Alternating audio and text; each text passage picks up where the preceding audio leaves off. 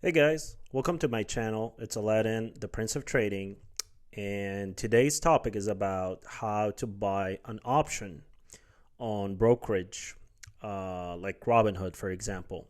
So I will show you guys how to buy an option on Robinhood and also to understand the Greeks.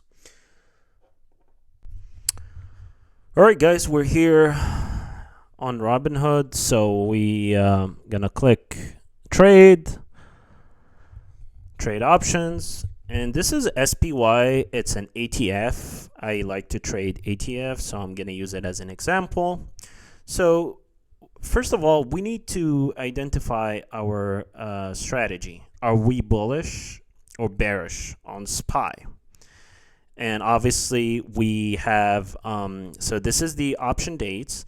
We have daily options, we have weekly options, and we have monthly options, and we have yearly options. The yearly options are called leaps. And so if you're bullish on the stock and you're expecting the stock price to go up in a year, then you can buy leaps, a 1 year option.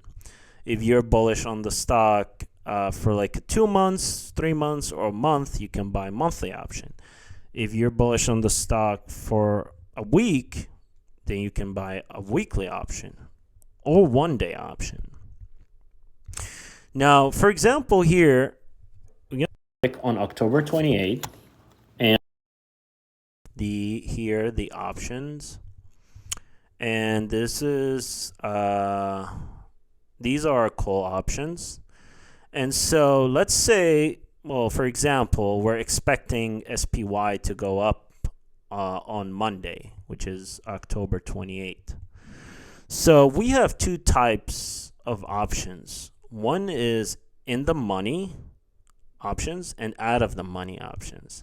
And when we say in the money, that means that we're profitable. Out of the money, we're not profitable yet.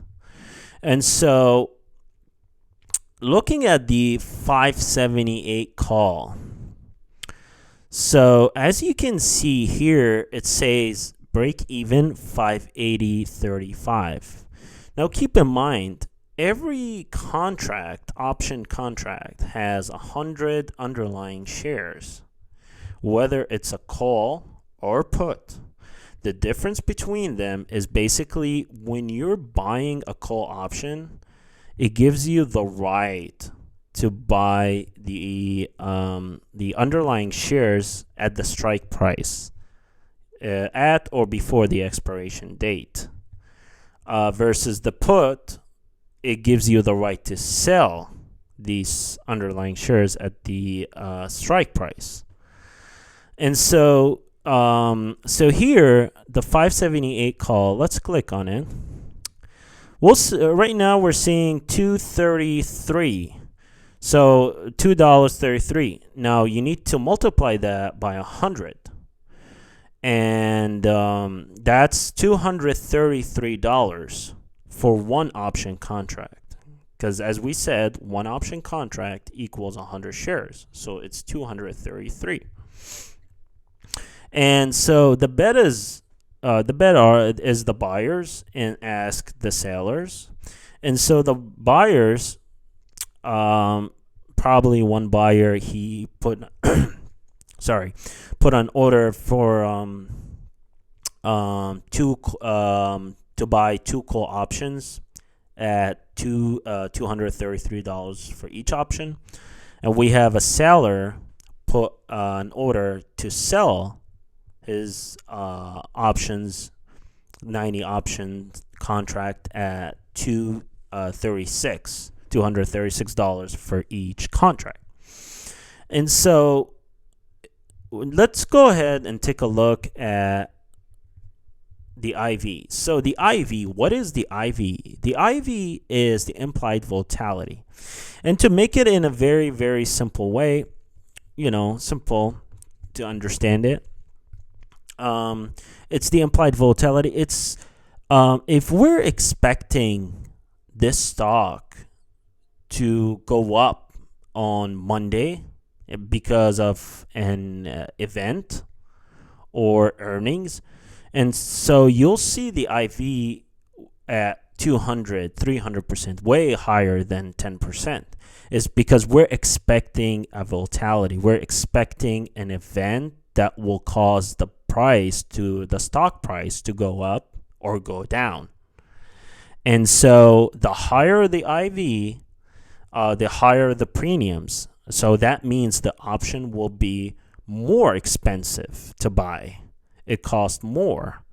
And so you need to be mindful before buying and ask yourself, is it wise to buy an option with a very high implied volatility?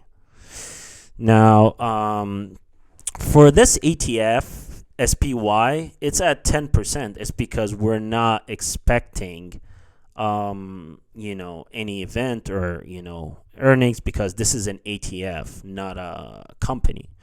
But for companies, if there is an earnings date or if any event, we're expecting any event for the company that will makes the price go up or down, then the IV will be very high.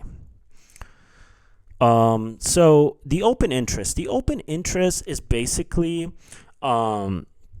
it's how many contracts how many contracts are liquidated and executed in this market. And the higher the open interest is, the better, for someone who wants to buy. That means there's an activity. People are liquidating and executing their contracts. That means there are buyers.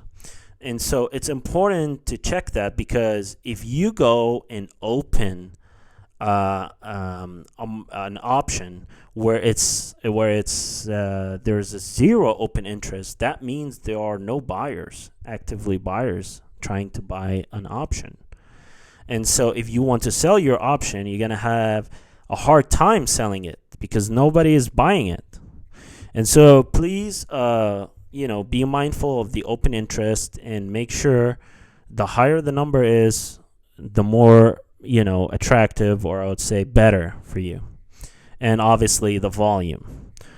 So let's talk about the Greeks and the Greeks with Delta.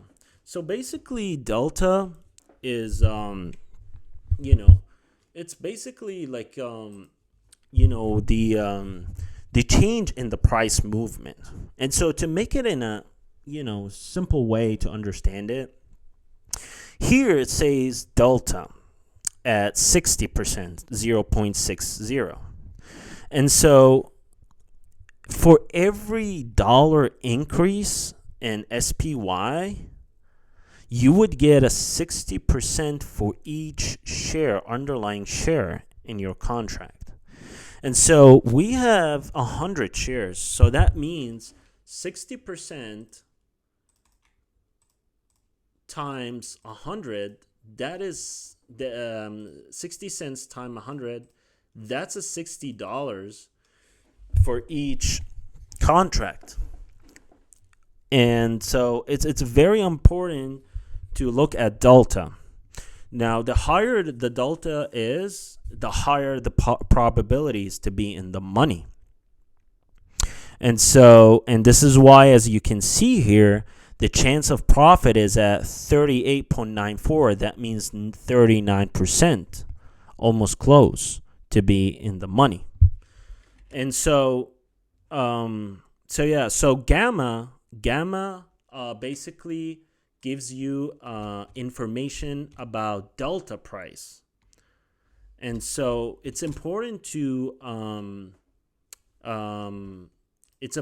understand it, because it measures how quickly an option delta changes in response to a dollar change in the price of the underlying asset. And so gamma gives you the idea that how much change in an option delta per dollar change in the price of the underlying stock. And so gamma is positive for long positions and negative for short positions. Now theta is theta is a good option, a Greek measurement to know or addresses the inevitable loss in value that option experience as time passes. And so the higher, and theta and delta, they're the opposite. And so the higher the theta and lower, and the lower delta is, so the more you're losing money on the option with time. And so as time passes, theta will keep going up and up. And so that's where you're seeing more and more losses. So it's very important to obviously set up a stop loss, for your strategy to where to exit the position when you see things are not going in your favor. Okay, so now Vega is basically option, like Vega is like a Greek measurement for the it actually measures the implied volatility. And so um and so it measures the option's value relative to changes in the implied volatility. And so if the call here have a positive, if they have, like, whether it's a call or put option, if it's a positive Vega, then it increases in value as volatility rises, and vice versa. So as you can see here, Vega is at 16%, so 0.16. And so it's very important, I would say Vega is very important to keep an eye on it, because it helps you to know, when there is a volatility, how much are you making also. And so I have this rule where if Vega's number is higher than the difference between the bid and ask, then it gives you a better spread when the price goes up, when the stock price goes up, assuming we have a call option. And so here it's at the difference between 2.33 and 2.36, it's 0.03. And so here we have Vega 0.16. So it's higher. And so if Vega was lower than the difference, and that's usually when we have and we'll talk about that in another episode, when we have a wider spread between the bid and ask. So we will talk about that. But for the RHO, basically it's the interest, how the option would react to interest rate change. And so as you can see here, it's 0.0182. It's because we're not expecting anything on Monday to change. But if we go to November 6 or November 7, and then on 578, then we'll see the RHO at 0.10. Why? It's way higher, right, guys? It's because we're expecting an interest rate change this November, on November 7th. We have the FOMC meeting. The Federal Reserve will meet on November 7th. And that's why the RHO is at 0.10. Thanks, guys. If you have any questions, please drop it in the comments, and don't forget to subscribe. Thank you.